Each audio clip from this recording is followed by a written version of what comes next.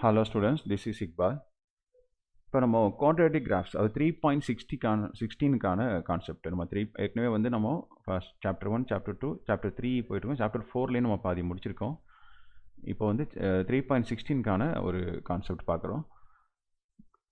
quadratic graphs அப்படின்னா என்னென்னா ax² + bx + c இது வந்து ஒரு quadratic ஈக்குவேஷன் தானே. அதை ஃபங்க்ஷனாக எடுத்துக்கிட்டால் y ஈக்குவல்னு எடுத்துக்கோமா, இதை நீங்கள் ஒய்ன்னு எடுத்துக்கலாம். y = ax² + bx + c. So இது குவாட்ரேட்டிக் ஈக்குவேஷனாக இருக்கணும்னா இது a வந்து ≠ 0 இருக்கணும். மைண்டில் வச்சுக்கோங்க, a வந்து ≠ 0 இருந்தால் தான் இது வந்து ஒரு குவாட்ரேட்டிக் ஈக்குவேஷனாக இருக்கும். ஓகேவா? சரி. ஸோ இதில் a b cலாம் கான்ஸ்டன்ட்டு. ஸோ அந்த குவாட்ரேட்டிக் ஈக்குவேஷன் வந்து நீங்கள் கிராஃப் போட்டிங்கன்னா அதுக்கு 2 டைப்பில் தான் கிராஃப் கிடைக்கும் உங்களுக்கு. ஒன்று வந்து ஓப்பன் அப்புன்னு சொல்லுவாங்க, இந்த மாதிரி யூ அப்வேர்டில் கிடைக்கும், இல்லைனா டவுன்வேர்டில் கிடைக்கும், இந்த மாதிரி கிடைக்கும். இது எப்போ அப்வேர்டாக கிடைக்கும் அப்படின்னா இந்த கோஎஃபிஷியன்ட் ஆஃப் x² a வந்து பாசிட்டிவாக இருந்துச்சுன்னா இப்படி கிடைக்கும். பாசிட்டிவ் எப்படி சொல்லுவோமோ a is greater than 0 அப்படின்னு சொல்லுவோம். நெகட்டிவாக இருந்துச்சுன்னா a is less than 0 இருந்தால் உங்களுக்கு ஓப்பன் டவுன் கிடைக்கும். அவ்வளோதான், இது சிம்பிளான விஷயந்தான். நீங்கள் குவாட்ரேட்டிக் ஈக்குவேஷனுக்கே அப்படின்னாவே உங்களுக்கு வரைஞ்சால் என்ன கிடைக்கும், உங்களுக்கு ஒரு பேரபோலா, இது பேர் தான் பேரபோலா அப்படிமோ. நீங்கள் வந்து ஒரு ஆப்ஜெக்டையும் நீங்கள் த்ரோ பண்ணிங்கன்னா, இது வந்து கிரவுண்டுன்னு வச்சுக்கோமே, கிரவுண்டில் நீங்கள் எப்படி த்ரோ பண்ணிங்கனாலும் அது எப்படி போகும், இப்படி தான் ட்ராவல் பண்ணும். காரணம் என்னென்னா டியூ டு த கிராவிட்டினால அது நம்ம எவ்வளோ ஹையாக நம்ம த்ரோ பண்ணாலும் ஒரு குறிப்பிட்ட ஹைட்டு போயிட்டு அதுக்கப்புறம் திருப்பி என்ன ஆகும், அப்படி இந்த பாத்துலாம் வரும். அந்த பாத்துக்கு பேர் தான் பேரபோலா அப்படின்னு படிச்சிருப்பீங்க. Okay, Parabola is a symmetric with respect to the line called the axis of symmetry. அது என்னது axis of symmetry என்ன அப்படின்னா, இந்த இருக்குல்ல இந்த இடத்துக்கு பேர் தான் axis of symmetry சொல்லுவாங்க. இங்கே நீங்கள் வந்து ட்ரா பண்ணிங்கன்னு வச்சிங்களேன், கரெக்டாக இந்த ரெண்டு சைடும் எப்படி இருக்கும், பேலன்ஸாக இருக்கும். ஸோ இதுதான் வேர்டெக்ஸ். ரெண்டும் மீட் பண்ணுற இந்த இடத்துக்கு பேர் தான் வேர்டெக்ஸ்னு சொல்லுவாங்க, axis of symmetry. சரியா? ஓகே. ஸோ இதை எப்படி கண்டுபிடிக்கிறது, அந்த வேர்டெக்ஸ் எப்படி கண்டுபிடிக்கிறது உங்களுக்கு அது தேவையில்லை, பட் இருந்தாலும் தெரிஞ்சுக்கோங்க எப்போ தேவைப்படுங்கிறத நான் சம் நடத்தும்போது சொல்கிறேன். -b/2a. இப்போது எக்ஸோட வேல்யூ வந்து நம்ம கண்டுபிடிக்கணும்னு வச்சுக்கலாம். இந்த இடத்துல எக்ஸ் எங்கே இருக்குது, நம்ம கிராஃப் போடுவோமா, இந்த இடத்துல 0 1 2 3ன்னு போவோம், இந்த சைடில் -1 -2 3ன்னு போவோம். இந்த கோஎஃபிஷியன்ட் ஆஃப் எக்ஸையும் இந்த கோஎஃபிஷியன்ட் ஆஃப் x²யும் அது தெரிஞ்சிட்டா நம்ம இதில் அப்ளை பண்ணிடலாமா. இதை அப்ளை பண்ணிங்கன்னா உங்களுக்கு எக்ஸ் ஆக்சிஸில் அது எந்த இடத்துல சிமெட்ரிக்காக இருக்குது அப்படின்னு கண்டுபிடிச்சிடலாம். இப்போ -2ல் தான் வருது அப்படின்னா நம்ம என்ன பண்ணலான்னா ஈஸியாக வேல்யூ அப்ளை பண்ணுறதுக்கு இப்போ -5லேருந்து போடுவோம், இங்கே +5 வரைக்கும் போடுவோம் அப்படிங்கிற ஒரு டிசிஷனுக்கு வர்றதுக்கு கொஞ்சம் ஈஸியாக இருக்கும், வேறு ஒன்றும் இல்லை. அதேமாதிரி ஒய் ஆக்சிஸ்க்கு வந்து இந்த இருக்குது -delta/4a. டெல்டானா b² - 4ac. Nature of roots படித்தோம்ல இதுக்கு முன்னாடி உள்ள எக்ஸசைஸில். ஸோ அதில் வந்து பார்த்தீங்கன்னா இதில் அப்ளை பண்ணிங்கன்னா ஒய் கிடச்சிரும், அது x, y கிடச்சிரும். அப்போ தான் வேர்டெக்ஸ், அது பேர் தானே வேர்டெக்ஸ். வேர்டெக்ஸ் வந்து x, y. எக்ஸுங்கிறது -b/2a, ஒய் அப்படின்றது -delta/4a. 1 மார்க்கில் கேட்பாங்க, பார்த்துக்கோங்க இது. ஸோ இதான் வந்து சிமெட்ரிக்கல் ஆக்சிஸ் ஆஃப் சிமெட்ரி அப்படிங்கிறது அர்த்தம். இதுதான் வேர்டெக்ஸ்னு சொல்லுவாங்க. ஓகேவா? சரி. அதுக்கப்புறம் நம்ம வந்து இந்த வேல்யூ எப்படி போடுறது, எதுலேருந்து ஆரம்பிக்கிறது அப்படிங்கிறதெல்லாம் நான் சம் நடத்தும்போது சொன்னால் தான் புரியும், இப்போ புரியாது. நிறைய பேருக்கு என்னென்னா சில இதில் -5 to +5 போட சொல்கிறாங்க, சில இதில் -3 to +5 மாதிரி வருது, இல்லை +4 மாதிரி வருது. சில இதில் பார்த்தீங்கன்னா -1லேருந்து போட்டாவே வந்து பெருசாக கிராஃப் கிடச்சிருது. ஸோ அது கன்ஃபியூஷன் இருக்குது அப்படிங்கிற கொஸ்டின் தான் நிறைய பேர் சொல்கிறீங்க.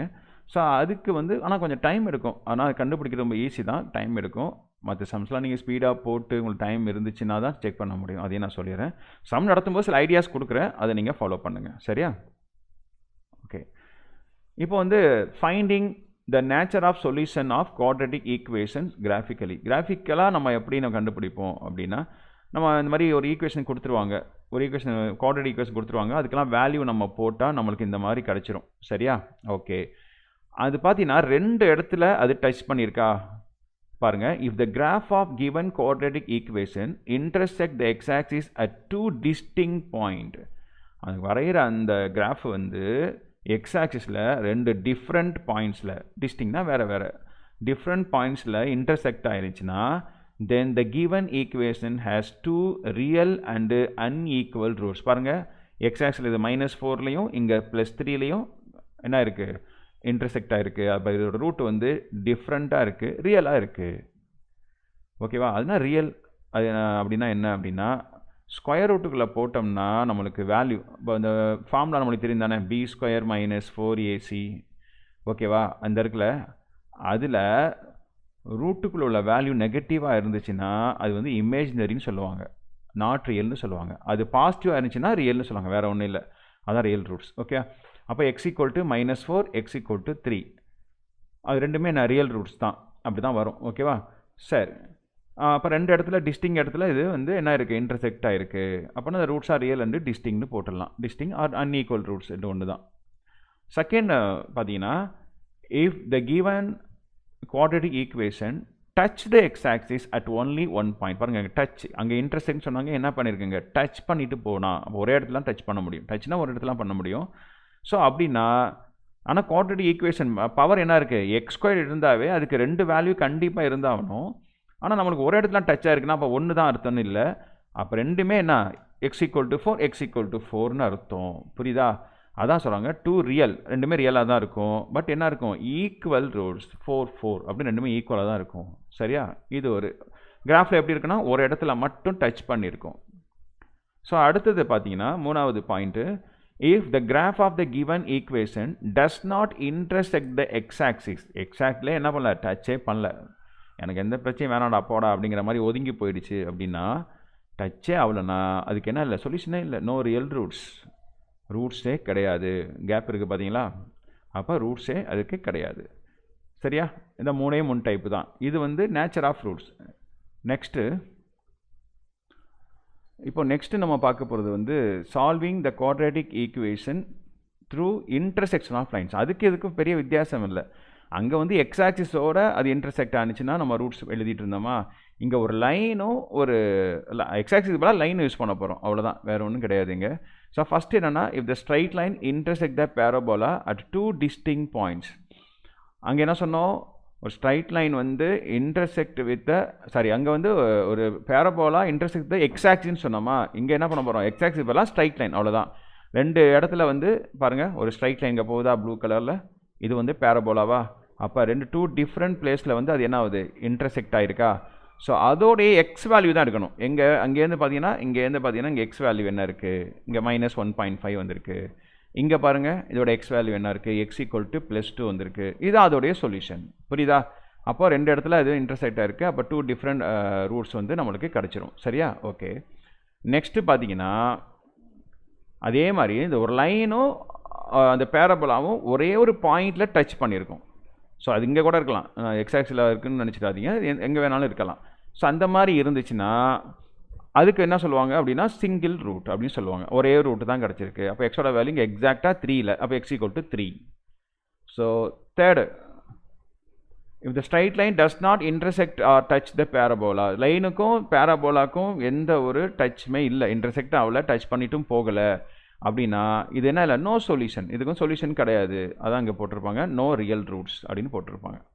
ஸோ அதே மெத்தட் தான் இங்கே. எங்கே லைன் வரும் அப்படின்னா, இப்போ வந்து ஃபார் எக்ஸாம்பிள் வந்து எல்லாத்துக்கும் சொல்கிறேன், ஒரு இது இப்படி கொடுத்துருப்பாங்க, 2x² + 5x + 3 அப்படின்னு ஒன்று கொடுத்துருப்பாங்க.